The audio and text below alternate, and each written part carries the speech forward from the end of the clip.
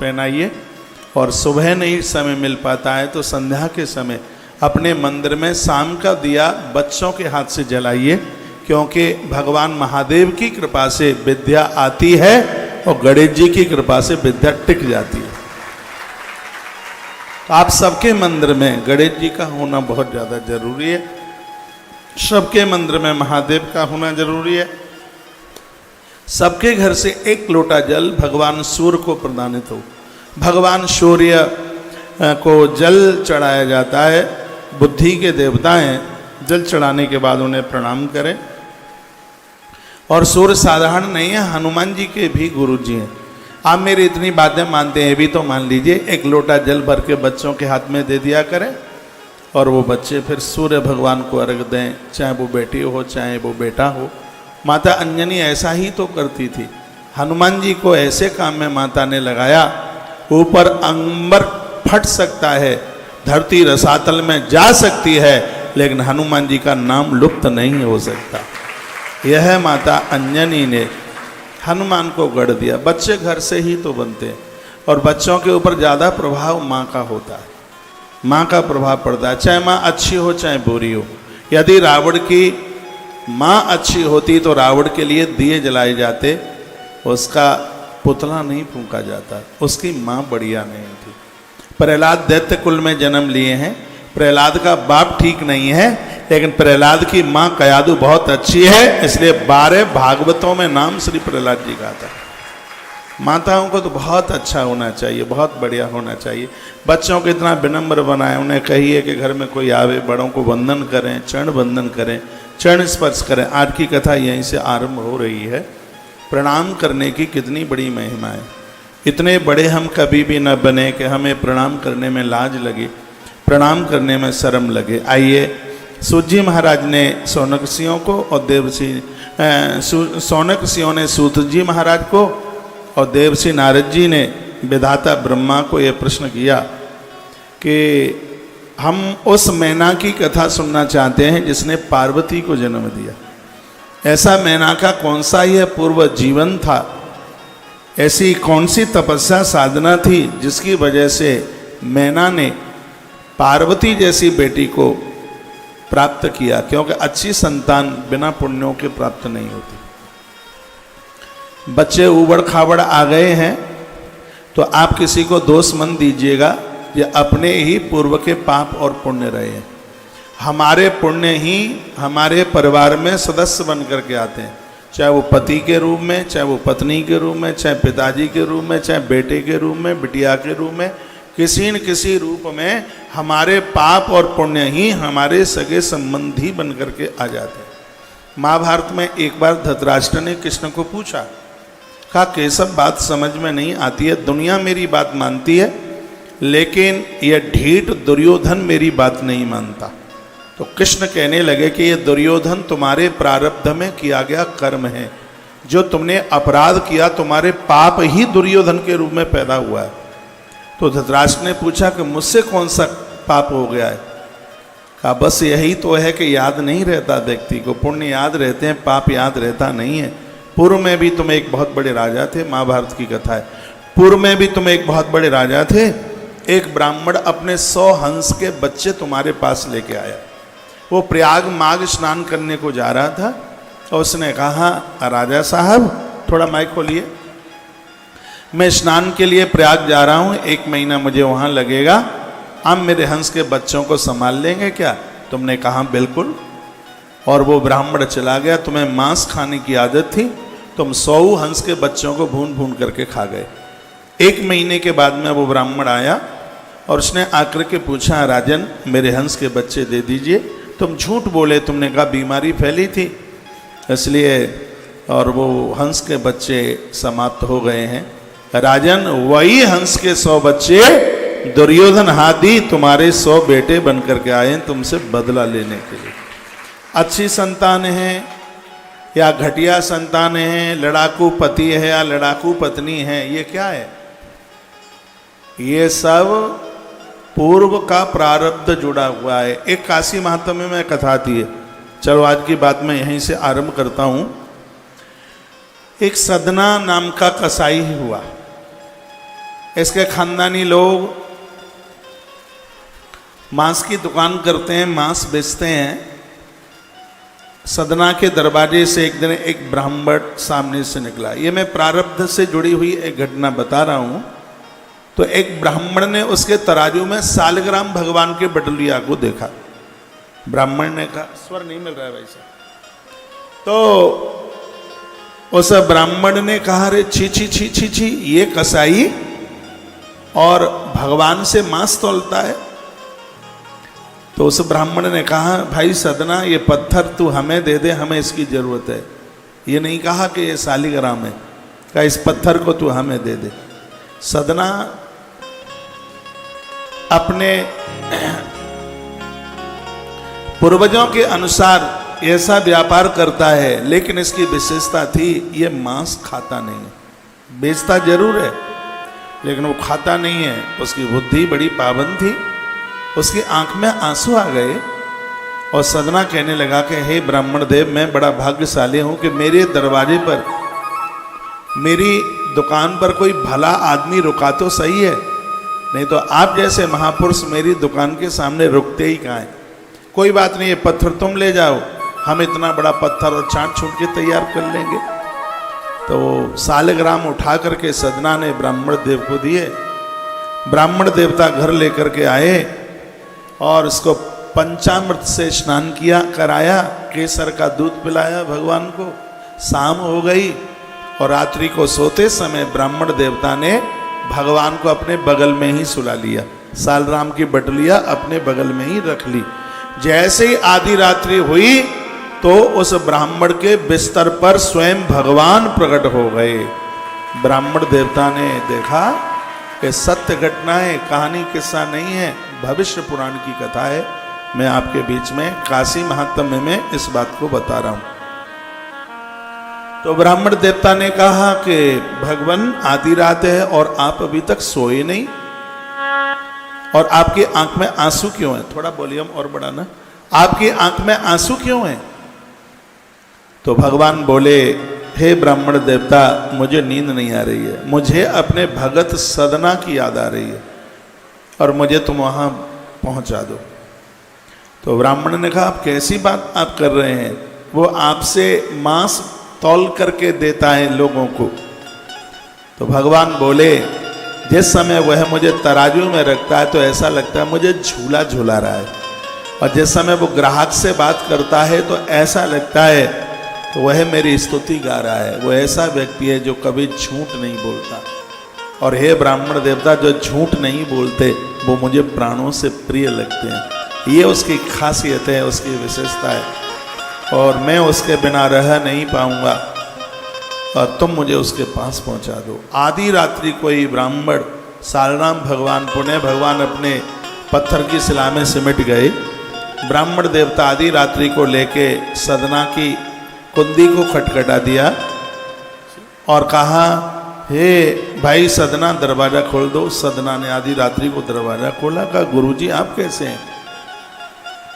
तो ब्राह्मण की आंख में आंसू थे। कहा, भैया सदना, तुम बड़े बड़भागी हो, जीवन निकल गया माथे पर चंदन लगाते हुए। मैंने इतनी तीर्थ यात्राएं करी, हर रोज मैंने यज्ञ किया, मैंने भगवान का पूजन किया, मुझे भगवान ने दर्शन नहीं दिए, लेकिन आज आधी रात्रि को मुझे भगवान का दर्शन हुआ है। सदना, तुम्हारे माध्यम से तुम कितने बड़भागी हो। तुम्हें याद करके भगवान रो पड़े, उनकी आंख में आंसू आए, और भगवान ने कहा है कि तुम ग्राहकों से बात करते हो तो उन्हें ऐसा लगता है कि तुम भगवान की स्तुति गा रहे हो। तुम तराजू में रख करके कोई सामान तौलते हो तो वो कहते हैं कि मुझे ऐसा लगता है कि वो मुझे झूला झूला रहा है। सदना, तुम कितने भाग्यशाली हो कि साक्षात भगवान परमात्मा तुम्हारे घर में रह रहे हैं। इतना कहा सदना चरणों में गिर पड़ा। कहा, गुरुदेव, कितनी पीढ़ियां मेरी निकल गई और ये समझ नहीं पाए हम लोग कि भगवान हमारे घर में है, और आज मैं समझ गया हूं कि ईश्वर पास में भी होगा तो भी गुरु के बिना जानकारी मिलेगी नहीं कि भगवान हमारे पास है। यह जानकारी आपने दी है, तो अब हम किसका कारोबार करेंगे, हम किसकी दुकान करेंगे, और मैं नहीं रुकूंगा। और उसी समय सदना आधी रात्रि को द्वारका के लिए प्रस्थान कर गया। गले में उसने एक झोली डाली और उसमें सालिग्राम भगवान को बिठाया।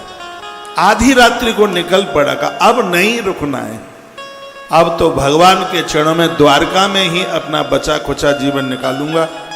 पैदल यात्रा थी, कई दिन हो गए थे, चुटकुला नहीं है, कथा है। कई दिन हो गए थे चलते चलते, भोजन मिला नहीं था।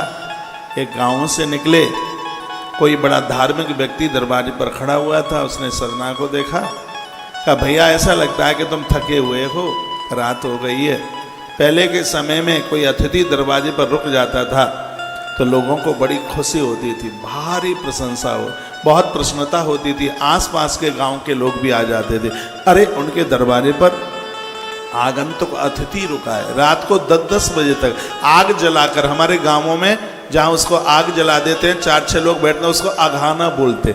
रात्रि को 10-10 बजे तक अग्नि जलती रहती, 5-7 लोग ऐसे वहां बैठ जाते। तो बड़ी खुशी, बड़ी प्रसन्नता पूरे नगर के गांव के लोगों को हुई। और सदना उस रात्रि उस घर में रुक गए, भोजन किया, सदना सो गया। उस घर की जो स्त्री थी वो बड़ी बदचलन थी, ठीक नहीं थी, उसके पास चरित्र नहीं था। वो रात्रि को जाग करके और सदना की चारपाई पर आकर के बैठ गई। सदना ने कहा, माँ तुम यहाँ क्यों? उसने कहा, मैं माँ बनने के लिए नहीं, मैं पत्नी बनने के लिए आई हूँ। सदना रो पड़ा। सदना ने कहा, माँ तू जैसा मुझे समझ रही है मैं वैसा नहीं हूँ। और उसने बड़ी कोशिश करी और वो कहने लगी, अच्छा आंगन में मेरा पति सो रहा है, उसका तुझे भय है तो ये कांटा मैं निकाले देती हूँ। दीवार पर तलवार लटक रही थी, उसने म्यान में से तलवार निकाली और अपने सोते हुए पति के उस स्त्री ने टुकड़े टुकड़े कर दिए। ये सब सदना देख रहा था। सदना चीख पड़ा, रो पड़ा। अपने पति को मार करके वो स्त्री सदना को आकर के पकड़ने लगी, लेकिन सदना हाथ जोड़ने लगा। सदना उसके कब्जे में आया नहीं।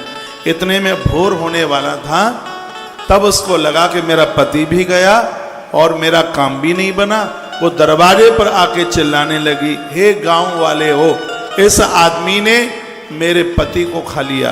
गांव के लोग आए, लाठियां लेके आए, सदना की पीठ के ऊपर बड़ी जोर जोर से लाठियों का प्रहार किया। सुनिए पूरी बात। राजा के सामने खड़ा कर दिया सदना को। राजा ने सजा सुना दी और कहा, इस व्यक्ति की बाजुआं कोहनी से काट दी जाए। सदना के दोनों हाथ काट दिए गए। इतने पर भी सदना ने द्वारका की यात्रा बंद नहीं की और सदना द्वारका के लिए चल पड़ा। जैसे ही द्वारकाधीश के सामने सदना लंबे होकर के लेटा, उसी समय प्रतिमा में से भगवान द्वारकाधीश प्रकट हो गए। सुदामा सदना को उठाकर अंक में भरा तो सदना की बाजुआं निकल के आ गई। भगवान बोले सदना को, भाई कैसे हो तुम? सदना रो पड़ा। भगवान के गले से सदना लिपट गया और सदना ने कहा, भगवान मैं आपसे पूछना चाहता हूं, आप मुझे बताइए, यदि मैं पापी हूं तो फिर मुझे आपका दर्शन कैसे हुआ? यदि मैं पापी नहीं हूं, यदि मैं अपराधी नहीं हूं,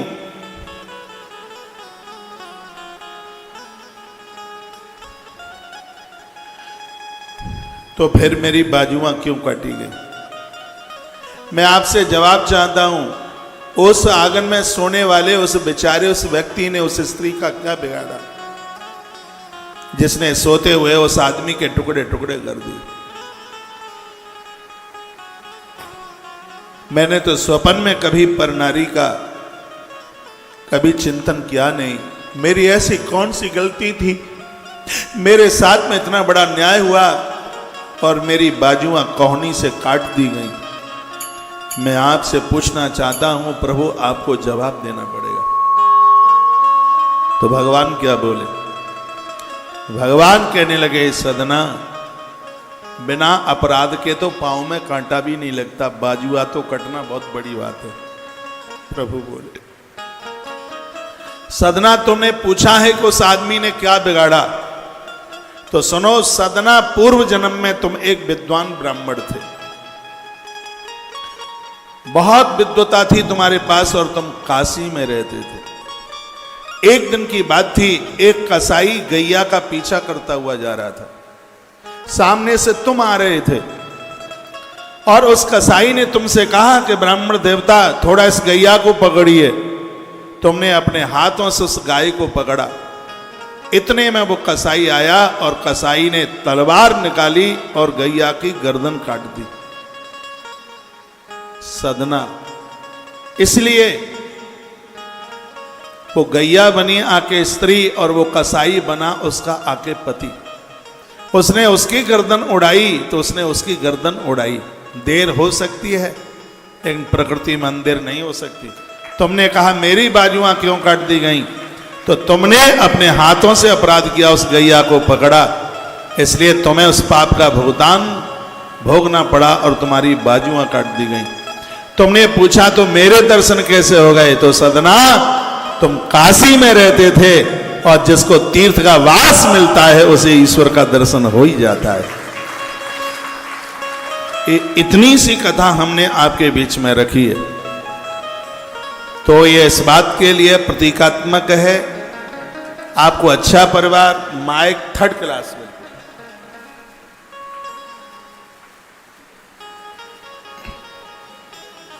आपको अच्छा पति, आपको अच्छा पुत्र, आपको अच्छी पत्नी, अच्छे भाई, अच्छी बहन, कुटुंब, खानदान, ये सब मिला है, ये तो सब प्रारब्ध के पुण्य हैं। इसलिए अपने वर्तमान को संभालिए। अभी मैं पिछले दिनों में एक कथा कह रहा था, उपनिषद की कथा, उसमें मांडुक्य उपनिषद की कथा थी। तो उसमें मैंने एक बात का निवेदन किया था, इतने सत्कर्म करो कि प्रारब्ध का यदि अपराध भी है तो अपराधों की दीवार तुम्हारे पुण्य रूपी वृक्ष के द्वारा धराशायी हो जाए। और ऐसा टूटा हुआ पेड़ कभी खड़ा नहीं होता, और आपके पुण्य रूपी वृक्ष जब पाप की दीवार के ऊपर गिरेंगे तो अपराध खड़े नहीं हो पाएंगे। इसलिए आज से महापुराण की कथा से मैं आप सबको विनम्र रूप से निवेदन करना चाहूँगा, आप अपने कार्य में कितने भी व्यस्त क्यों ना हो, ये सब चालू नहीं है, क्या बात है, कुछ ऐसा ही चल रहा है, हाँ? सिराधे, थोड़ा बेस छोड़िए। बोलिए शंकर भगवान की जय हो, बांके बिहारी लाल की जय हो, श्री हनुमान जी महाराज की जय हो, जय जय श्री राधे श्री राधेश्याम। एक बात का ध्यान रखिएगा, यदि हमने गलत भाव से किसी को छुआ इसका दंड मिलेगा, बच नहीं पाएंगे। यदि हम किसी के लिए गलत बोले हैं तो इसका दंड मिलेगा, हम बच नहीं पाएंगे। हमने किसी को व्यसनी बनाया है तो उसका दंड हमें भोगना पड़ेगा, हम बच नहीं पाएंगे। बहुत स्त्री पुरुष ऐसे हैं, खुद तो कुकर्मी होते ही है लेकिन दूसरों को कुकर्मी बना देंगे, व्यभिचारी बना देंगे, शराबी बना देंगे और उनको उनके जीवन से भटका देंगे। प्रकृति में ऐसे लोगों को कभी माफ नहीं किया जाता, उनको कभी क्षमा नहीं किया जाता। साधु वही है जो स्वयं का कल्याण करता है, उसके सानिध्य में कोई आता है उसका भी कल्याण कर देता है, वो साधु है, जो सदा हुआ है वो साधु है। तो प्रारब्ध के पुण्य और पाप और उसका भुगतान हम लोग भोगते हैं। तो आपके पास अच्छी संतान है या घटिया संतान है, ये प्रारब्ध के पूर्व के परिणाम है। इसी संदर्भ में एक बड़ी सुंदर कथा सुनाई जा रही है। कभी कभी देखने को मिलता है विकलांग बच्चे पैदा हो जाते हैं और बड़ा मुश्किल होता है। अब अपना बच्चा ये भी तो नहीं कह सकते, ज़्यादा कष्ट में है तो ये भी मुंह से नहीं निकलता कि भगवान अब तो इसको अपने पास बुला ले, क्योंकि अपने तो सिर का जुआ भी बड़ा प्यारा लगता है। लेकिन कभी कभी आप देखते हैं कि घर में एक ऐसा असाध्य रोगी, वो पत्नी भी हो सकती है, वो बेटा भी हो सकता है, पति भी हो सकता है, कोई और भी हो सकता है वो, और उसमें बड़े हमें स्वयं को कष्ट भोगना पड़ता है। आदमी अपना हिसाब चुकता करने के लिए आता है। एक आगरा की मैं प्रत्यक्ष कथा आपको सुना रहा हूँ। टाइम तो हो गया इस बात को, लगभग 2003 की ये चर्चा है, 20 साल हो गई हैं। मेरे वहाँ कोई कथा हुई होगी तो एक सज्जन मुझे सुना रहे थे। उन्होंने कहा, महाराज जी मेरे कोई संतान नहीं थी, 18 साल मेरे विवाह को हो गए थे। एक दिन की बात थी, मैं साइकिल से कहीं जा रहा था, मैंने खरगोश के बच्चे को देखा। साइकिल मैंने रखी और मैंने उस खरगोश के बच्चे को पकड़ने की कोशिश करी। खरगोश का बच्चा मैंने पकड़ लिया और मेरे हाथ से छूट गया। इतने में कुत्ता आया और उसने उसके ऊपर वार कर दिया और वो अधोमृत हो गया, अधमरा हो गया। वो ये मेरी वजह से हुआ। मैं उसको घर ले आया, मैंने उसको खूब बचाने की कोशिश करी, लेकिन 22वें दिन उसने अपने प्राण छोड़ दिए। क्या बताऊं, डॉक्टर्स लोगों ने ये कहा था कि तुम्हारे यहाँ संतान कभी नहीं होगी, तुम्हें ऐसी ऐसी दिक्कत परेशानी है। लेकिन आश्चर्य उस समय हो गया कि मेरे घर में एक बच्चे का जन्म हुआ। खुशी बहुत भारी थी, 18 साल के बाद में संतान हुई। मैं बड़ा प्रसन्नचित्त हुआ, मैं बड़ा हर्षित हुआ। लेकिन जो बच्चा 1.5-2 साल का हुआ तो अचानक बच्चा बीमार हो गया और उसने हॉस्पिटल का भी नाम बताया। कहा मैं उसे उस हॉस्पिटल में लेके गया। महाराज जी 1.5 बीघा खेत था मेरे पास, वो बिक गया, पूरा पैसा लग गया। आईसीयू में उसको रखा गया था, कोई मूवमेंट कोई ऐसा लग नहीं रहा था कि ये बच जाएगा, स्थिति ऐसी थी। और 22वां दिन था, अचानक नर्स मुझे आकर के बोली कि तुम्हारा जो बच्चा है कुछ मूवमेंट कर रहा है, कुछ हिल रहा है, एक बार तुम आकर के देख लो। मैं वहाँ गया। जो बच्चा कभी बोलता नहीं था, बिल्कुल छोटा था, और वो मुझे बोलता है कि तुमने मुझे पहचान लिया। मैं भयभीत हो गया, मैं डर गया जब उसने स्पष्ट ये कहा कि तुमने मुझे पहचान लिया। मैं वही खरगोश का बच्चा हूँ, तुम्हारी वजह से मैं 22 दिन परेशान रहा, मेरा तुम्हारा हिसाब चुकता हो गया और मैं जा रहा हूँ। ये कहकर उसने अपने प्राण छोड़ दिए। ये सत्य घटना है। ऐसी बहुत घटनाएं घटी हैं जहाँ जीव व्यक्ति से अपना बदला लेने के लिए आता है। आप पत्नी के साथ घटिया व्यवहार करेंगे, पति के साथ घटिया व्यवहार करेंगे, माता पिता के साथ घटिया व्यवहार करेंगे, बच्चों के साथ घटिया व्यवहार करेंगे, भाई के साथ घटिया व्यवहार करेंगे, समाज के साथ घटिया व्यवहार करेंगे, तो यह चुकता करना पड़ेगा। देर हो सकती है, अंधेर नहीं होगा। इसलिए मनुष्य जीवन पहले तो मिलना ही बड़ा मुश्किल है, और मनुष्य जीवन मिल गया है तो इसको साध करके जीना बड़ा कठिन है इसको तो। क्योंकि मनुष्य में इतनी ताकत है कि वो देवता बनने की ताकत रखता है। मनुष्य में इतनी सामर्थ्य है, सूर्य से ज्यादा तो इसके पास प्रकाश है। यह जीवन बहुत फूंक फूंक करके पाम रखने की आवश्यकता है। बच्चे बड़े हो गए हैं, काम धाम संभाल लिया है उन्होंने। कल हम गाड़ी में बड़ी चर्चा करते रहे, 2 लोगों की चर्चा कल हमने, और ये मैं नंबर बनाने के लिए नहीं बोल रहा हूँ, 2 लोगों की चर्चा हमने गाड़ी में करी। एक तो पूना के श्री दुबे जी परिवार, दुबे जी पूना से हैं। पिछले साल में उनके यहाँ एक रात्रि के लिए रुका था, तो घर का वातावरण तो पता लगता ही है। 5-4 घंटा भगवान की पूजा में लगाना। एक बच्चा उनका आज तक चैनल में है, दूसरा कहीं विदेश में है। देखो पैसा है कि कम है कि ज़्यादा है, कोई फर्क नहीं पड़ता इन सब चीज़ों से। रोटियां तो सबको ही खाने के लिए मिलती हैं, लेकिन ये सब कुछ होते हुए आदमी को तृप्ति मिल जाए। नहीं तो आज के समय में लोग सिर्फ नोट के लिए जीवन जी रहे। नोट, सिर्फ नोट, पैसा, पैसा के अलावा उनकी मानसिकता में कुछ है ही नहीं। बूढ़ा मरे चाहे जवान, और हमें हत्या से का, उनको तो पैसा ही आना चाहिए। चाहे माँ छूटे, पिता छूटे, भैया छूटे, परिवार छूटे, पत्नी छूटे, पति छूटे, खानदान छूटे, और भले ही धर्म छूटे, भगवान छूटे, लेकिन उनका पैसा नहीं छूटना चाहिए। ऐसे लोग सिर्फ दमड़ी के लिए जीवन जीते हैं। पैसा, ना पूजा, ना पाठ, ना भजन, कुछ भी नहीं, कुछ भी नहीं, ना तीर्थ यात्रा, कुछ भी नहीं, कुछ है ही नहीं। कनपटी के बगल में मंदिर होता है, वहां नहीं जा पाते। बस उनको दुकान खोलने की कहो तो 6:45 बजे खोल दें, रात्रि को 12 बजे तक बैठे रहें। मैं आपको टंच नहीं कर रहा हूं, आपके बच्चे बड़े हो गए हैं, बच्चे भी आप कमाने के लायक हो गए हैं, थोड़ा उनको भजन दीजिएगा। युवावस्था में आप कर नहीं पाए हैं, कथाएं भी सुनिए, तीर्थ यात्रा भी जाइए, और 2-2 घंटे रोज भगवान को अपने घर के मंदिर में लगाइए। तो मैं पूना वाले दुबे जी की मैं बात कर रहा हूँ, मैंने उन्हें देखा, वो मेरी कथा के आयोजक भी रहे हैं। उनका भजन, उनकी साधना, उनकी पूजा, यूँ तो मैं पूरे देश में जाता हूँ और भी मैंने लोगों को देखा, लेकिन एक तृप्ति की बात, एक संतुष्टि की बात, और मुंह की बड़ाई नहीं। एक मेरे सामने बैठे हैं बलवंत जी पांडे, आपकी जिक्र रात्रि को हम 12 बजे कर रहे थे। नहीं तो फौजी सिपाही लोग इतने भजनानंदी कब से हो जाएंगे? उनके पास तो ड्यूटी इतनी होती है, उनके पास तो काम इतना होता है, लेकिन इतने सब काम में भी और आप धार्मिक पारमार्थिक बनकर जीवन जीते हैं। भगवान के बिना आप रहने, ये सत्य है। पीछे से चर्चा हो जाए तो ये बहुत बड़ी बात है। हम ऊपर तो कभी किसी की बड़ाई करते ही नहीं है, पीछे हम और आचार्य जी बात कर रहे थे दोनों।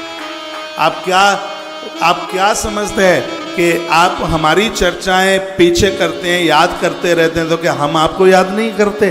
बहुत याद करते हैं। तो हम बैठते हैं तब आपकी जिक्रें चलाते हैं, आपकी हम बातें करते हैं। मेरा आग्रह पूर्वक निवेदन है, मैंने तो अपने मुझे इस लाइन में लगभग 34 साल हो ही जाएंगी, कथा कहते हुए मुझे 29वां साल है। 3-4 साल और समझ लीजिए। मैंने तो बहुत बारीकी से देख लिया है कि इससे बढ़कर आनंद कहीं नहीं है। कितना भी पैसा, पूरी दुनिया के मालिक आप बन जाएं, इससे बढ़िया कुछ भी नहीं है। हम लोगों का जीवन सुबह भोर में जल्दी जगते हैं, ईश्वर से ही दिन आरंभ होता है, और ईश्वर का नाम लेकर के ही और उसी की गोद में सो जाते हैं। ये आप भी कर सकते हैं, क्यों नहीं कर सकते? आप तो हमसे और ज़्यादा बढ़िया कर सकते हैं। हमने विश्वामित्र की कथा पढ़ी है, 60-70 हजार वर्ष तक तप किया, भगवान नहीं मिले, और जब प्रभु राम का दर्शन हुआ तो आप जैसे गृहस्थ महाराज दशरथ की कुटिया पर पहुंचकर प्रभु का दर्शन किया। ऐसा नहीं है कि भगवान महात्मा को ही मिलते हैं, साधुओं को इतना जल्दी ना मिल पाए, उससे पहले आपको मिल जाए। क्योंकि महात्मा गलती करेगा जान के करेगा, और आपसे गलती होगी तो अनजान में होगी। आपके यहाँ तो बहुत ज़्यादा छूट है, ईश्वर के यहाँ बहुत बड़ा डिस्काउंट है। आप लोग परेशान हो रहे हैं, अब हम तो गृहस्थ में चले गए हैं, अब पता नहीं भगवान मिलेंगे कि नहीं। बाबा जी बन गए होते उस समय, काशी चले गए होते, महाराज जी उस समय तुम कथा सुना देते, तो इस चक्कर में हम काहे क्यों पढ़ते। एक बात मैं कहूँगा, चाहे गृहस्थ हो चाहे विरक्त हो, ये सब भगवान से मिलने के लिए ही उस रास्ते पर जा रहे हैं।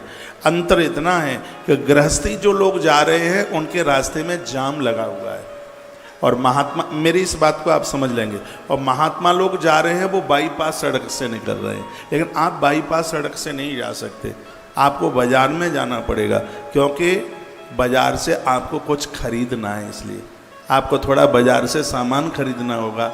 घर के लिए दाल चावल ले जाना होगा, बच्चों के लिए यूनिफॉर्म ले जानी पड़ेगी। आपका काम बाईपास सड़क से निकलने पर चलेगा नहीं, क्योंकि दुकानें बाईपास सड़क पर है नहीं, मार्केट तो अंदर है जहाँ सब सामान मिलता है। बहुत ध्यान से सुनिएगा, आपको बाजार में अंदर से निकलना पड़ेगा, और जहाँ जाम लगा होगा, और ऐसा जाम लगा होगा कहीं कहीं वहाँ उस जाम में 2-2 घंटे तक गाड़ी वहाँ पर खड़ी रहेगी। लेकिन महात्मा लोग तो बाईपास रास्ते से निकलते हुए फुर्र से हाल निकल जाते हैं, और वो अपने उस जगह पर पहुँच जाते हैं जहाँ उनको यात्रा पूरी करनी है। याद ये रखना, चाहे बाईपास से कोई जा रहा है और चाहे बाजार से निकल करके जा रहा है, दोनों की यात्रा एक ही है, पहुँचना एक ही जगह पर है। अंतर इतना है, एक बाजार से जा रहा है, जाम लगा हुआ था इसलिए उसको पहुंचने में देरी हो रही है, एक बाईपास सड़क से निकल गया है। आपको जाम काहे का लग गया है, अब वो भी सुन लीजिए। बच्चों की सगाई करनी है, उनकी पढ़ाई लिखाई करनी है, बच्चों के बच्चों को देखना है, उनका कारोबार सब सेट करना है। यही संसार का जाम है और इस जाम में निकलने में थोड़ा सा आपको समय लग जाएगा, लेकिन जाम लग जाता है तो वो गाड़ी तोड़ते नहीं है, शीशा फोड़ते नहीं है, थोड़ा इंतजार करते हैं, जाम खुलेगा जरूर। और सच है जाम खुलेगा। 2 पुलिस वाले वहाँ आ जाएंगे और वो उस जाम को खुलवा देंगे, आपकी गाड़ी हाल निकल जाएगी। ये पुलिस वाले कोई नहीं, परमात्मा के भेजे गए ये महापुरुष संसार के जाम को खोलने में लगे हुए हैं। ये हम यहाँ आए हैं, आज हमें 9वां दिन है, क्या कर रहे हैं? जाम ही तो खुलवा रहे हैं। और क्या कर रहे हैं? हम जाम को खुलवाने में लगे हुए हैं। जहाँ आप जाम में खड़े हुए हैं तो ईश्वर ने हम जैसे लोगों को भी भेजा है, और किसी को डांट रहे हैं, किसी को पुचकार रहे हैं, किसी को समझा रहे हैं, किसी को बहला रहे हैं, बता तो रही है भैया ऐसे गाड़ी एक तरफा कर लीजिए ना, 20 सड़क पर आप खड़े हैं। हम लोगों को कहते हैं आप इतना क्रोध क्यों करते हैं, आप क्यों लड़ रहे हैं, आप मम्मी पापा का आदर क्यों नहीं कर रहे हैं, आप पत्नी को पत्नी क्यों नहीं समझ रहे हैं, आप पुरुष का सम्मान क्यों नहीं कर रहे हैं, आप पति को पति क्यों नहीं समझ रहे हैं। ये क्या है? ये पुलिस वाले के द्वारा जाम खुलवाने वाली बात है। तालियां मरी मराई क्यों बज रही हैं फिर आपकी? और ये जाम खुलेगा, ये पक्का खुलेगा। और जिस समय जाम खुलता है आपकी गाड़ी फर्राटे से चलती है, और जिस समय जाम खुल जाता है तब गृहस्थी लोगों का भजन में बहुत मन लगता है। जिनको भजन करने में बहुत मन लग रहा है समझ लें उनका जाम खुल चुका है, उनका ट्रैफिक रास्ता खाली हो रहा है। ये इस बात की पहचान है। और सब कुछ होते हुए भी अभी भजन में मन लग नहीं रहा है तो किसी साधु की शरण ले लीजिएगा, वो ही जाम खुलवा पाएगा। और निकल जाओगे फिर आप। जहाँ एक महात्मा बाईपास सड़क से निकला है, उसने जो यात्रा पूरी की है, आपकी जिंदगी की गाड़ी भी वहीं पहुंचेगी, आप वहीं पहुंच जाओ। बात समझ में आई है थोड़ी बात? भजन में अपने आप को लगा लीजिए, आप कितने भी व्यस्त क्यों ना। घर में 2 चीजों का ध्यान रखिएगा, एक है संगत और एक है पंगत। 24 घंटे में से आप सब एक बार पास पास बैठिए, नजदीक बैठिए, बहू बेटा मम्मी पापा दादा दादी जो भी घर में, ऐसा नियम बना। मैं आश्रम में होता हूं, सबके पास, गुरुकुल के बच्चों के पास, सबके पास एक एक व्यक्ति के पास मैं बैठा। इससे प्रीति बढ़ती है, इससे स्नेह बढ़ता है। और एक भोजन करने का भी सिस्टम बनाइए। हम आप लोगों के घर में देखते हैं वो एक उस कमरे में खा रहा है, एक उसमें खा रहा है, एक झीना की सीढ़ियों पर बैठ के खा रहा है, देखो कोई बात है, एक खड़े खड़े जूतियां चप्पल पहन के खा रहा है। बहुत लोगों को तो मैंने खीरा बाथरूम में खाते देखा है, और जूता पहने, कुल्ला भी कर रहा है, मुंह में वो लगाया जर्दा, वो बाष्पेशन पर कुल्ला भी कर रहा है और खीरा भी चबा रहा है। आदमी को हो क्या गया, उसका सब सिस्टम बेकार हो गया, सब बिगड़ गया है। और कहता है कि मनुष्य हूं और काम जानवरों से भी गिरे हुए हैं।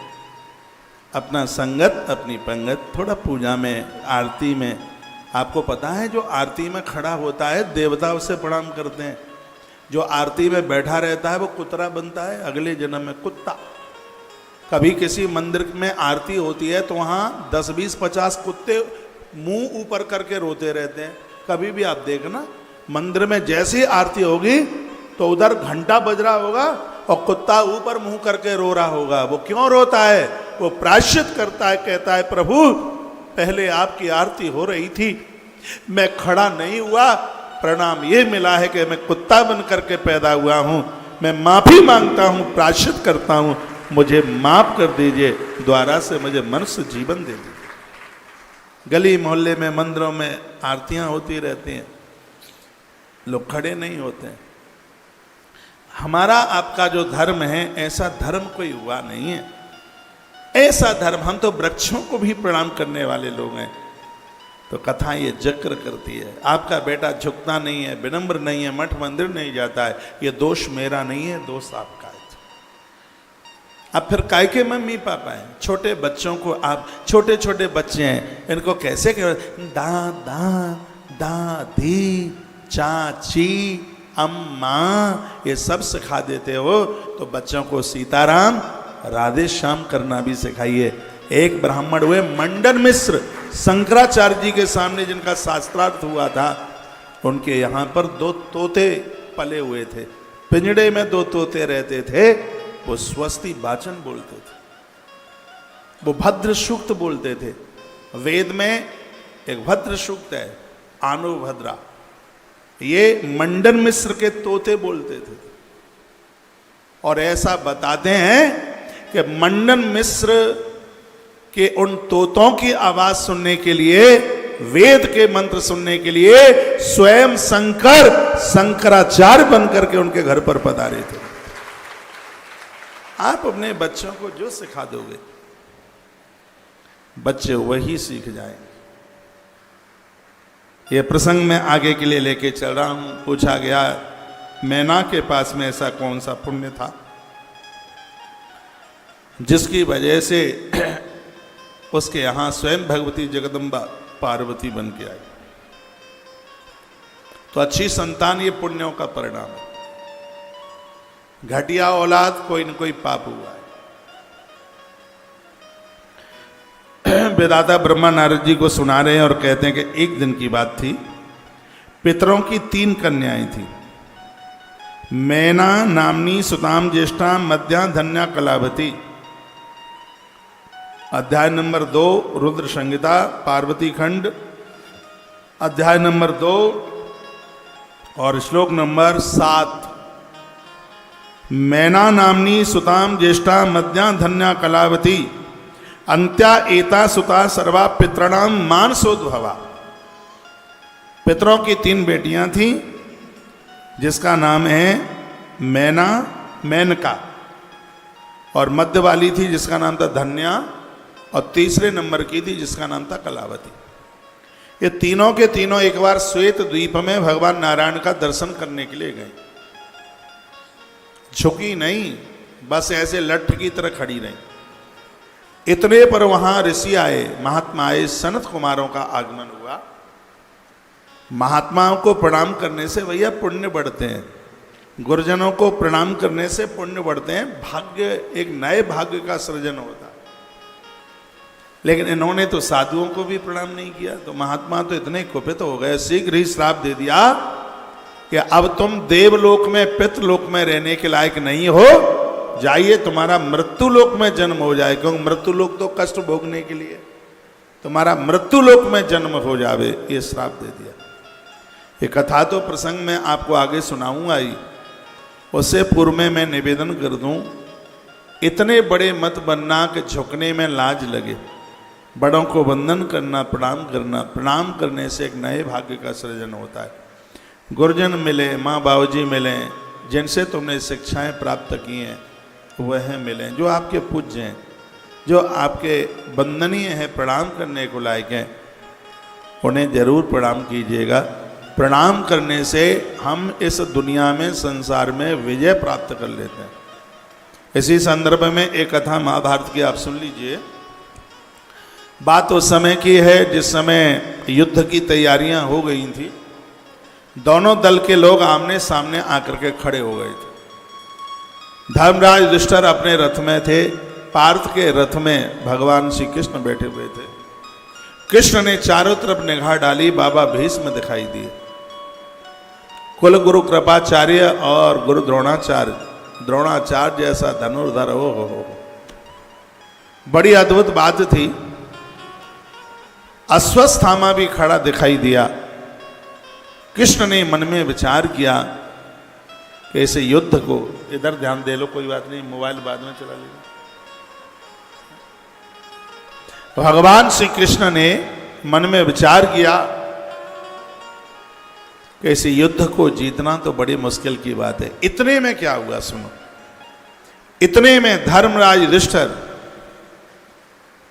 अपने रथ से नीचे उतर करके आए। कहीं तो ये भी लिखा है कि पारथ अर्जुन नीचे उतर करके गए। चलो हम युधिष्ठिर माने लेते हैं। युधिष्ठिर सीधे पितामह के पास पहुंचे। पितामह अपने रथ में बैठे हुए थे, हाथ जोड़ करके युधिष्ठिर खड़े हुए। ये प्रणाम करने की महिमा बता रहा हूं। युधिष्ठिर ने प्रणाम करके कहा, पितामह, पांडु पुत्र आपके चरणों में प्रणाम करने को आया है, मेरा आप प्रणाम स्वीकार करें। पितामह रथ से नीचे उतर करके आ गए, युधिष्ठिर को उठाया, अंक में भरा, अंक में लगाया और कहा, वत्स विजयी भव, मुझे पता था कि तुम आओगे, यदि तुम ना आते तो तुम्हें पराजय का मैं श्राप भी दे देता। युधिष्ठिर ने कहा, पितामह, आपकी अनुमति आज्ञा के बिना तो मैं कुछ कर नहीं सकता। विजय का आशीर्वाद मिल गया। उसके तत्पश्चात कुल गुरु कृपाचार्य जी को प्रणाम किया गया, उन्होंने भी विजयी भव। और तत्पश्चात गुरु द्रोणाचार्य के चरणों में जब मस्तक रखा, द्रोणाचार्य भी नीचे खड़े हुए थे, उन्होंने कहा कि मेरे पुत्र अर्जुन को कह देना, विजय का आशीर्वाद है उसके साथ, वो गुरु समझ करके अपने बाण को मुझसे हटा न दे और इसे युद्ध में विजय तुम्हारी होगी। युधिष्ठिर लौट रहे थे, कृष्ण ने शंख बजा दिया। अर्जुन ने पूछा, भगवान बहुत प्रसन्न दिख रहे हो। कृष्ण ने कहा, प्रसन्न हूं इसलिए। कारण क्या है प्रसन्नता का? भगवान कृष्ण बोले, बड़े भैया युधिष्ठिर ने बड़ों के चरणों में प्रणाम करके आशीर्वाद ले लिया है। दुर्योधन के पास कोई ताकत नहीं है ऐसी जो इस आशीर्वाद के कवच का भेदन कर दे। भगवान कृष्ण ने उस समय, थोड़ा बेस कम करो, भगवान श्री कृष्ण ने उस समय एक बात कही थी कि जिसको बुजुर्गों का आशीर्वाद मिला है, उस आशीर्वाद को तो नारायण भी, उसका चक्र भी उसका भेदन नहीं कर सकता। इसलिए मैं इस भाग्य नगर की पवित्र व्यासपीठ से निवेदन करूंगा, अपने दिन को चरण छूकर आशीर्वाद से ही आरंभ करो। सबसे पहले बिस्तर से नीचे उतरें आप तो धरती माता को वंदन प्रणाम करें। हमें और आपको जो भी कुछ मिला है वो धरती माता ने दिया है। ऐसी कौन सी चीज़ है जो धरा ने नहीं दी? उसका नाम धरा इसलिए क्योंकि उसने हमें धारण किया है। क्या हमें नहीं दिया? जल उसने दिया है पीने के लिए, अन्न उसने दिया है खाने के लिए, उसने वस्त्र ढकने के लिए वस्त्र, तन ढकने के लिए वस्त्र उसने ही दिया, क्योंकि रुई में से धागा बना, रुई बिनोले से पैदा हुई, बिनोला धरती से पैदा हुआ। जो भी अपने यूज प्रयोग में आप ले रहे हैं, हमें और आपको ये सब धरती माता ने दिया है। इसलिए हमारे जीवन की सबसे पहली माँ है, उसका नाम है वसुंधरा, धरती माता। इससे कोई सुंदर नहीं है। वसुंधरा, वसुओं ने धारण किया है वसुंधरा। हमारी और आपकी बहुत माताएं, गैया मैया है, जन्म देने वाली मैया है, मौसी मैया है, दादी मैया है, राजा की पत्नी मैया है, और भी बहुत मैया बताई गई हैं, लेकिन धरती माता हमारी और आपकी मैया है। इसको माँ मानकर रोज इसको वंदन करो, रोज प्रणाम करो। सब्जी में नमक मिर्च कम हो जाता है, बच्चे थाल पटक देते हैं, लेकिन ये सीधी सादी वसुंधरा है, धरती माता है, ये कुपित नहीं होती। यदि ये रूठ जाए तो सबकी अच्युतम केशवम एक साथ कर दे, लेकिन इसके पास धैर्य है। इसलिए ये धैर्य है, धरती माता का एक नाम है धैर्य। आपके घर में कोई बेटी का जन्म हो तो उसका नाम धैर्य रख देना। कुछ नाम बता देता हूँ। उसका नाम सुकृति रख देना, उसका नाम धैर्य रख देना, उसका नाम उद्भवी रख देना, उसका नाम जहानवी रख देना। और राधा रानी का एक नाम है मनमोहिनी। आपने मनमोहन बहुत सुने हैं, बेटी का नाम मनमोहिनी रख देना। ये नाम हमें हमारे शास्त्रों में मिलते हैं। धरती माता का नाम है धैर्य, इसे वंदन करें। मेरे गुरुजी एक बात कहते हैं, जो प्रातः जाकर धरती माता को मत्था टेक के प्रणाम करते हैं, कुबेर का भंडार खाली हो सकता है पर आपके बटुए में कमी नहीं आएगी। चाहे आप तीसरी चौथी मंजिल में क्यों न रुके हैं, उसका संपर्क तो धरती से ही है मंजिलों का, क्योंकि पिलर धरती से खड़े होकर के गए हैं। जो ऊपर की छत पर भी नीचे झुक के प्रणाम करता है तो उसका प्रणाम धरती माँ को ही प्राप्त होता है। आप चाहे नीचे रुके हैं चाहे ऊपर रुके हैं, सुबह जागकर धरती पर मत्था टेक करके धरती माता को प्रणाम कीजिएगा। आपका दिन प्रणाम से आरंभ हो। रात को सोते समय महादेव को प्रणाम जरूर करें, क्योंकि महादेव की कृपा से ही सुबह हम जाग पाएंगे। नहीं तो बहुत लोग रात को सो गए थे, सुबह जाग ही नहीं पाए, उनका अटैक पड़ गया, फोन आया, कहा साइलेंट अटैक पड़ गया, वो बात ही नहीं कर पाए। यह है जीवन, हमारा अंत भगवान महादेव के चरणों में। इसलिए मैं कहता हूँ कि रात्रि को सोते समय रुद्राष्टक का पाठ करके सोया करें। इस पाठ के करने से कलेजा मजबूत होता है, इसके पाठ करने से हार्ट मजबूत होता है। 2-3 पाठ ऐसे हैं जिनका पाठ करने से हार्ट बड़ा मजबूत होता है। एक है श्रीमद् भागवत जी में गोपी गीत, गोपी गीत का पाठ कीजिए। एक है आदित्य हृदय स्तोत्र और एक है रुद्राष्टक, नमामि शमीशान निर्वाण रूपम। मैं रात्रि को सोते समय रोजाना 365 दिन रुद्राष्टक का पाठ करके सोता हूँ।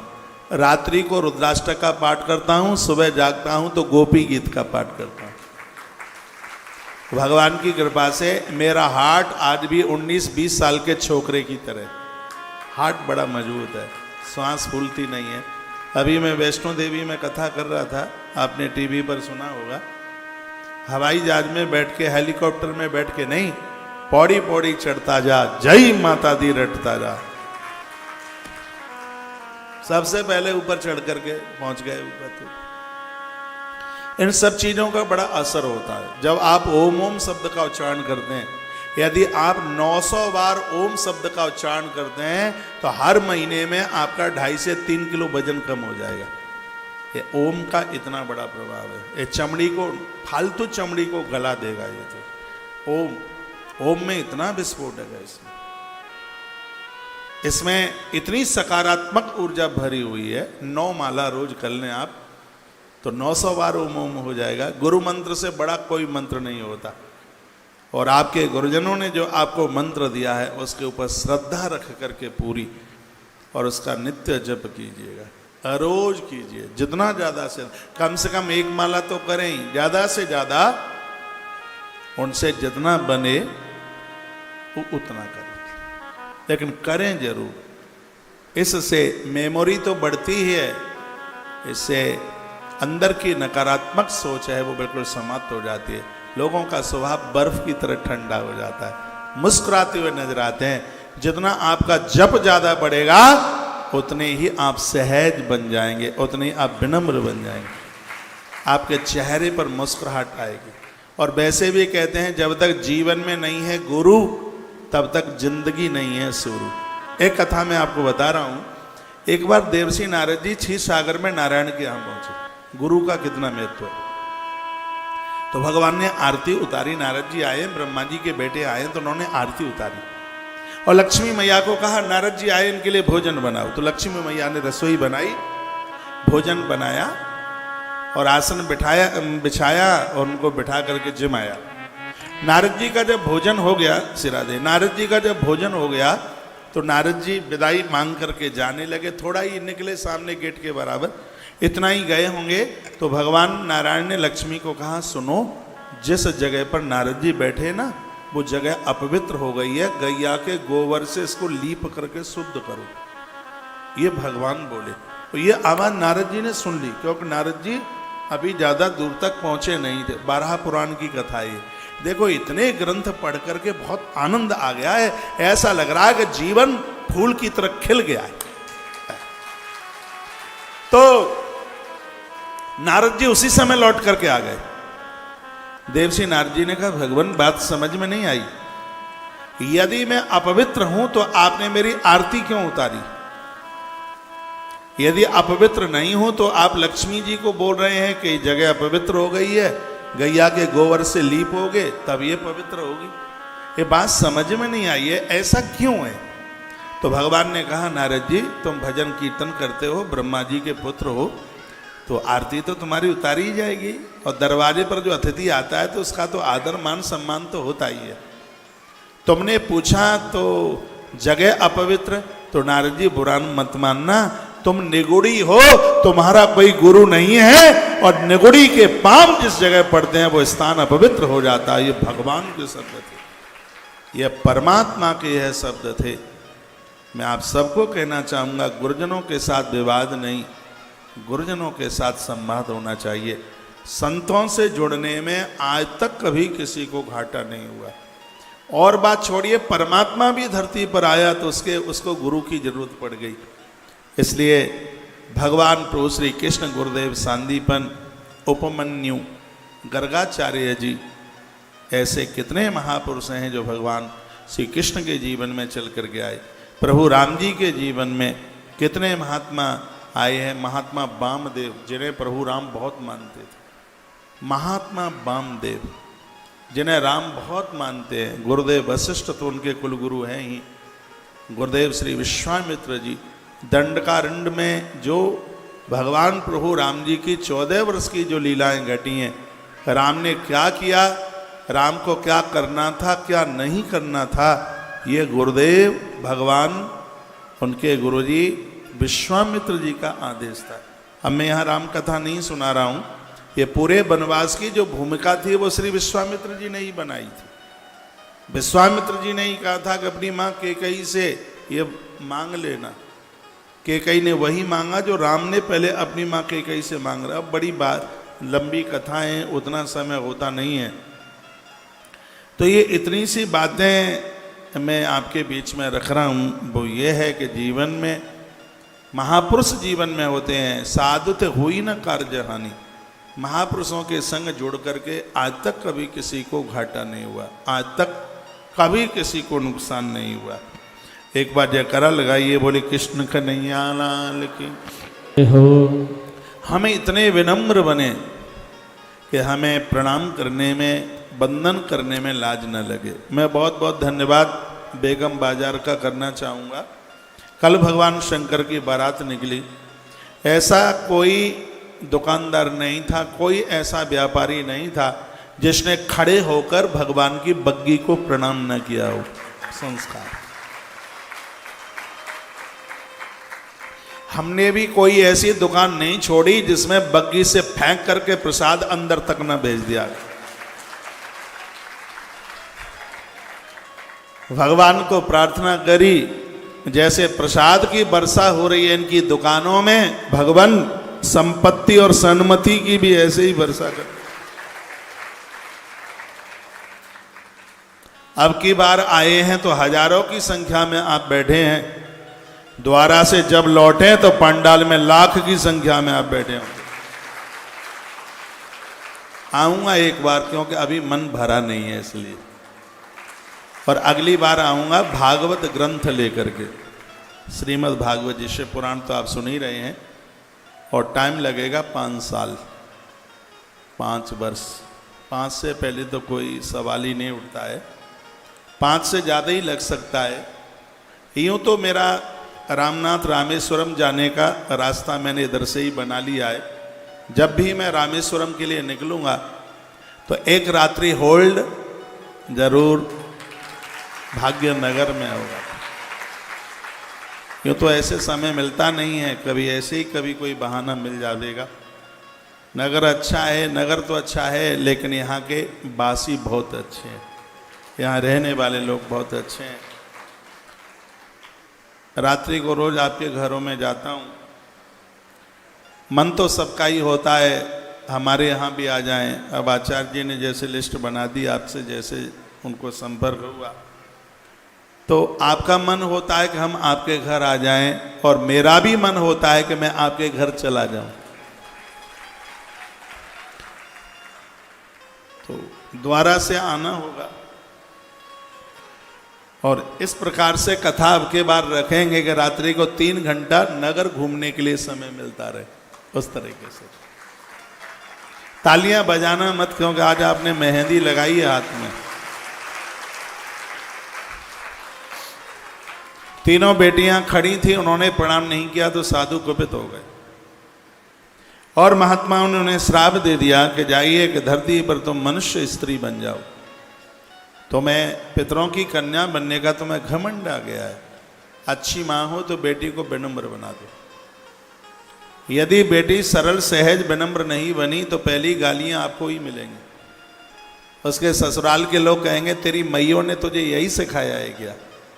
जिनकी बेटियां बहुत अच्छी होती हैं तो बड़ाई माँ की होती है, पिता से ज़्यादा माँ की बड़ाई होती है। बेटियां जॉब करती हैं, उन्हें घर गृहस्थी के बारे में कुछ पता ही नहीं होता। अब आपकी बेटी को पता हो तो अच्छी बात है, नहीं तो उन्हें पता ही नहीं होता कि करेला बनता कैसे है, करेले में प्रमुख मसाला कौन सा होता है, अरबी कैसे बनती है, कद्दू राम कैसे बनता है। कद्दू सीताफल। वनवास की यात्रा में माता जानकी ने राम को कद्दू खिलाया, इसलिए इसका नाम सीताफल प्रभु राम जी ने रखा है। इसका नाम सीताफल, माता जानकी से जोड़ दिया उस फल को, सीताफल। तो सबको पता होता नहीं है। माताओं, करेले का प्रमुख मसाला कौन सा है? करेला, सौंफ। करेला सौंफ के बिना नहीं बन सकता। कद्दू का प्रमुख मसाला क्या है? मेथी। कद्दू मेथी के बिना नहीं बन पाएगा। अरबी गुइया भी कहीं यूपी में इसको बोलते हैं, गुइया। इसका प्रमुख मसाला क्या है? अजवाइन। ये अजवाइन के बिना नहीं बन पाएगा। चलो कथा कह लूं, नहीं तो जीभ पर पानी आवेगा। भंडारा कल का है। तो बच्चियों को, बेटियों को ये सब बताइए। उन्हें आटा गूंथने से लेकर भोजन बनाना और परोसना। भले ही किसी बेटी को 100 नौकर मिले, लेकिन ऐसा बताते हैं कि मंदिर में पुजारी होगा तो मंदिर का प्रभाव ज़्यादा होगा, घर की गृहिणी बढ़िया होगी तो घर का प्रभाव बहुत ज़्यादा होगा। पुजारी को मंदिर से परहेज नहीं होना चाहिए और बेटियों को चूल्हा चौके से परहेज नहीं होना चाहिए। नौकर चाकर बना ले ठीक है, लेकिन जो आनंद भोजन में आता है तो माँ के हाथ की रसोई बड़ी अद्भुत होती है। नौकर चाकरों के हाथ में कहाँ वो स्वाद है जो एक माँ बनाती है, बहन बनाती है, पत्नी बनाती है। उस समय वो बड़ी श्रद्धा के साथ। नौकर चाकर तो तनख्वाह के लिए, आप श्रद्धा के साथ बनाते थे। जो स्वाद आपके हाथ में है तो कहाँ है? आज सबके दिमाग, दिल दिमाग सब ऐसे वैसे हो रहे हैं। मुझे किसी ने बोला था, मुझसे हंसी मजाक की बात ज़्यादा आती नहीं है। मैं दिल्ली में था, कहीं किसी ने कहा महाराज जी मेरा आदमी इतना बदमाश है, इसकी निगाहें नौकरानी के ऊपर ज़्यादा रहती हैं। मैंने कहा इसकी ये नौकरानी के हाथ की रोटी खाता है तो कभी बनाती नहीं है। तेरे पास तो पैसे ही इतना है, तुम्हें तो रसोई में जाने में शर्म लगती है। अब वो नौकरानी के हाथ की रोटी खाता है तो नौकरानी के विचार रोटी में उतर के आते हैं, फिर वो विचार इसके अंदर उतर करके आते हैं। जैसा खाओगे अन्न वैसा बनेगा मन है? सीधी सी बात है ये। तो घर के काम धाम छोड़ते हुए जा रहे हैं। ऐसा ना हो, अच्छी गृहिणी बनिए, बढ़िया गृहिणी।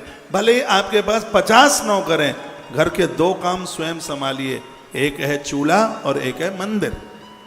ये 2 काम आप खुद संभालिए। चूल्हा, मंदिर, चौका, मंदिर। चलो कोई फंक्शन है वो बात अलग है, ज़्यादा लोग आए हैं, उतना आप बना नहीं सकते। लेकिन आपके घर में 2.5 आदमी हैं और 2.5 आदमी के लिए और आपसे बनता नहीं है। पापड़ भी लेटे लेटे खाते हैं, बिस्तरा भी परेशान है। क्या किसके पाले में पड़ गया हूँ? कुंटल वजन सुबह से लेकर रात्रि के हमारे ऊपर पड़ा ही रहता है। वो बिस्तरा भी परेशान होता होगा। मैंने देखा है पापड़ लेटे लेटे खाएंगे, है? ये कोई बात रही है? कोई घर को बनाइए, डेवलप कीजिए घर को। बहुओं को ये शिक्षा दीजिए। ये बहुएं करती नहीं हैं तो मैं कुछ उपाय बता देता हूँ। यदि शर्मदार बाप की बेटी होगी और आप रसोई में पहुंच जाएंगे, बिस्तरा छोड़ करके पहुंच जाएगी, कहेगी माँ जी आप रहने दीजिए, ये हम करेंगे। मैंने आश्रम में देखा है, जब मुझे लगता है कि बहुत बड़ा कूड़ा करकट पड़ा हुआ है और ये लोग सुनते नहीं है, कुछ करते नहीं है, तो मैं ये थोड़ी बोलता हूँ कि अब तुम ये करो, मैं झाड़ू खुद उठा लेता हूँ। फिर इनको शर्मिस होता, अरे महाराज जी आप रहने दीजिएगा। मैं गयाजी में था पिछले साल, तो ब्राह्मणों का भोजन हो गया था और किसी की ये हिम्मत नहीं थी कब कथा शुरू होने वाली है, इन पत्तलों को उठा लिया जाए। तो मैंने ही पत्तलें उठाना शुरू कर दिया, तो ये शर्म के मारे मर गए। कहा महाराज जी नहीं, आप नहीं, हम, और 10 लोग लग गए और मिनट में परिसर साफ हो गया। हाल बहुओं को अब रसोई में ऐसा नहीं है कि सास नंबरी तो फिर तो बहू 10 नंबरी, बेटा नंबरी, बाप नंबरी तो फिर बेटा 10 नंबरी। यदि आप समाज को कुछ देना चाहते हैं तो खुद में परिवर्तन शुरू कर दीजिएगा। बेटियों के सामने घर में लड़ाई ना लड़े। यदि बेटियों के सामने लड़ोगे, ये ससुराल में जाके बिना लड़े मानेगी नहीं। इसको पता है कि जब मम्मी और चाची में खूब चोटियां पकड़ मार होती थी, थोड़ा चोटी पकड़ करके मैं भी घुमा लूँ, अजमा तो लूँ। लेकिन जिस घर में देवरानी जेठानी में कभी तूतू में नहीं हुई, ऐसी बेटियां ससुराल में पहुंचती हैं। यदि उन्हें कोई कुछ कह भी देता है तो उनके मुंह में से आवाज नहीं निकलती, वो घूंट पी जाती हैं। ये संस्कार आपको देने होंगे, आप ना देगा तो कौन देगा। वही कथा में आ जाइए। एक संभ्रांत परिवार की बेटी थी, पितरों की बेटी थी, झुकी नहीं, प्रणाम नहीं किया। आपके घर में तो ऐसे बच्चे नहीं हैं जो प्रणाम नहीं करते हैं, झुकते नहीं हैं। इन्हें संस्कार दीजिए, इन्हें समझाइए। प्रणाम करते समय जितना आप झुके होंगे, सामने वाला उतना ही आशीर्वाद आपको बहुत विनम्र सहजता के साथ देगा। मत्था टेक करके प्रणाम, झुक करके प्रणाम, आनंद ही कुछ अलग है। प्रणाम किया नहीं था, साधुओं ने श्राप दे दिया तो तीनों रो पड़ी। कहने लगी गुरुदेव गलती हो गई है, क्षमा कर दीजिए। तब गुरुजी ने कहा कि देखिए, अब तुम्हें मृत्यु लोक में तो जन्म लेना ही पड़ेगा। अब तुम अपनी गलती का एहसास कर रहे हैं तो हम ये वरदान तुम्हें दिए देते हैं। उस मेनका को कहा कि जब तुम मृत्यु लोक में जाओगी तो वहाँ तुम्हारा नाम मैना होगा और तुम्हारे यहाँ स्वयं शक्ति परम्बा भगवती चल के आएगी, उसका नाम पार्वती होगा। मैनायास तनया देवी पार्वती जगदम्बिका, स्वयं साक्षात शक्ति होगी और स्वयं भगवती तुम्हारी बेटी बन करके आएगी और उसका नाम होगा पार्वती। ये बेटियां जो घर में आती हैं, ये क्या लेके आती हैं? अब बेटा क्या लेके आए वो जाने, लेकिन ये बेटियां घर में आती हैं, इतनी खुशियां लेकर के आती हैं कि भगवान को भी लेकर के आती हैं। ग्रंथ तो ये कहता है जब बेटी का विवाह करते हैं, जो आपके दरवाजे पर जो वर आया है वो साक्षात नारायण का रूप है। बेटी बहुत पूज्य है, लेकिन दामाद बेटी से भी ज़्यादा पूज्य। थोड़ी ऐंठ अकड़ तो दामादों को होती है ससुराल में, थोड़ी ऐंठ होती है, अकड़ होती है। दूल्हा बन के गया है, फिर भी वह पूज्य है, वो वंदनीय है। दामाद से पामन छुपाया करो, कभी पुण्य क्षीण हो जाएंगे, पुण्य समाप्त हो जाएंगे। बेटी से भी ज़्यादा पूज्य है। बहुत जगह ऐसी रीति है वो जामाता से पाम छुपाते हैं। हम इनको कहें आप ऐसा क्यों कर रहे हैं? अरे ये तुम्हारा दामाद है, जामाता है, पूज्य है। मंडप के नीचे तुमने इसके चरण पूजे हैं और आप इससे पाम पुजवा रहे हैं। कहते हैं अरे वो तो बेटा है, बेटे से तो पाम छुपा ही लेते हैं। तो मैं भी तो आपका बेटा हूँ, आप मुझसे छुपा लेंगे नीचे उतर के आऊँ? आप नहीं छुपाएंगे, क्योंकि आपने मेरे पाम छुए हैं। इसलिए जिसके तुमने पाम छुए हैं, पाम पूजे हैं, उससे तुम कैसे पाम छुपा सकते हो? तो अपराध बिल्कुल मत कीजिए। भांजे से पाम नहीं छुपाए जाते। भांजा यानी बहन का बेटा, वो बहुत पूज्य है। इसके बिना तो यज्ञ पूरे नहीं होते। ये तुम्हें बहुत मानता है। अपनी मम्मी के नाम में तो एक ही माँ लगाता है, लेकिन तुम्हारे में तो डबल लगाता है। माँ माँ मामा किसे कहते हैं? मम्मी से भी ज्यादा जिसका लाड मिलता है उसको मामा कहते हैं। वो कंस जैसा मामा, शकुनी जैसा नहीं। हाँ, वो मामा नहीं, मामा बहुत ध्यान रखता है भांजे का। और याद रखना, कभी भी भांजा मामा के चरण नहीं छूता है, मामा भांजे के पाम छूता है। भांजा पूज्य है, वंदनीय है। ये जानकारियां होती हैं, फिर भी लोग मानते नहीं हैं। आजकल तो समझने एक दूसरे के पाम, पता नहीं क्या हो गया, क्या रवैया हो गया है। अभी कहाँ की बात है, तो लड़के की माँ वो बिटिया के माता पिता के चरण छू रही थी। मैंने कहा तुम उल्टी गंगा बहा रहे हो, तुम कितने पूज्य हो? कहा हमारे यहाँ तो ये चलता है। क्या बेटे की माँ बिटिया के माता पिता के पाम छूने की क्या प्रथा है, क्या रीति है? यदि है तो ये बहुत गलत है। वो तो बड़ा वंदनीय है, उसको दक्षिणा दी जाती है, उसको प्रणाम किया जाता है। अरे जो तुम्हारी बेटी की सास है वो कितनी पूज्य है, कितनी वंदनीय है। आज का माहौल ऐसा बन गया है, सबसे ज़्यादा तो गालियाँ उस बेचारी को ही मिलती हैं। जो लड़के की माँ है उसको तो बेचारी को समध्याने में से गालियों के अलावा और मिलता ही क्या है। कुछ भी बात हो, क्या कहते हैं, इसकी सास तो इतनी, क्या मैं तो बोल भी नहीं सकता। सुना ही है मैंने, ये अपने पुण्यों को छीन कर रहे हो, अपने पुण्यों को नष्ट कर रहे हो। मैं वहीं लौट करके आ रहा हूँ तो क्या कहा, भविष्यति प्रिया शंभु तपाकृता सुदुष्यहम।